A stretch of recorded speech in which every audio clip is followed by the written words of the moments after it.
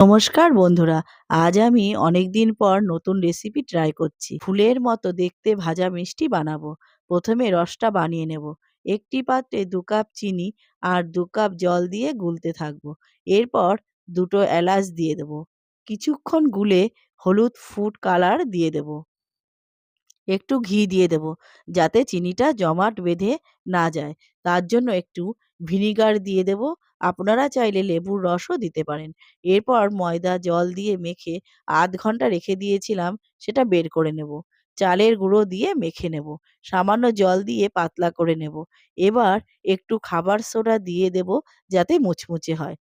এবার তেল গরম করে অল্প অল্প ডিজাইন মতো ভেজে নেব।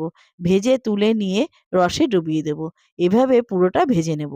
আপনারাও বাড়িতে খুব সহজেই এভাবে ভাজা মিষ্টি বানিয়ে নিতে পারেন। ভিডিওটা ভালো লাগলে লাইক আর সাবস্ক্রাইব করবেন।